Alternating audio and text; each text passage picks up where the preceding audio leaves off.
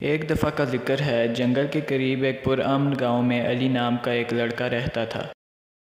یہ بہت زیادہ ایڈونچرس تھا اور اس کے اندر بہت زیادہ مہم جوئی کا جذبہ تھا، جو اسے کبھی بھی آرام سے نہیں بیٹھنے دیتا تھا، اور وہ ہمیشہ یہ سوچتا رہتا تھا کہ وہ کیسے بھی اس جنگل میں جا کر اسے ایکسپلور کر سکے۔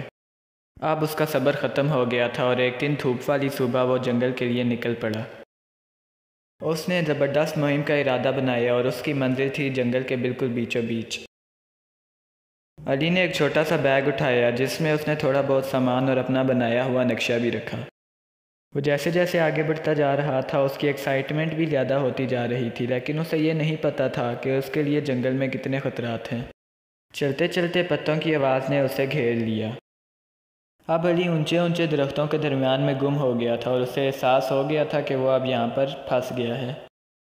علی اب بہت زیادہ ڈر گیا تھا اور اس کو پتہ چل گیا تھا کہ وہ اس جگہ پر گم ہو گیا ہے، اور وہ جہاں سے آیا تھا وہیں پر واپس لوٹنے کی کوشش کرنے لگا، لیکن اب یہ جنگل اس کو ایک بھول بھلیا لگ رہا تھا۔ اس کو بھوک بھی لگ گئی تھی اور اب وہ ڈر کر اونچی اونچی آواز میں مدد کے لیے پکارنے لگا۔ تبھی جھاڑیاں ہلی اور اسے بیچ میں ایک رحمدل آنکھیں دکھائی دی۔ یہ ایک الو تھا۔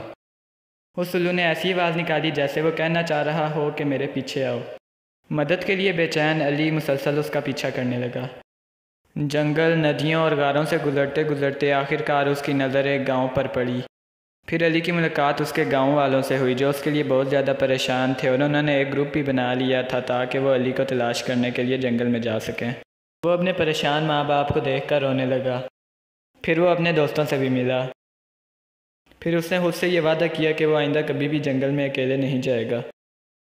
جنگل نے اس کو سبق سکھایا کہ جو بندہ بڑوں کی بات نہیں مانتا اس کا کیا حال ہوتا ہے۔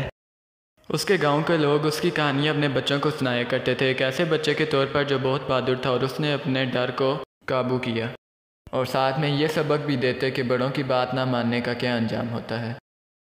تو دوستو، اگر آپ کو یہ کہانی پسند آئی تو مسٹر MRF کو سبسکرائب کر دیں، اور اگر آپ کو یہ ویڈیو اچھی لگی تو اس ویڈیو کو بھی لائک کر دیں۔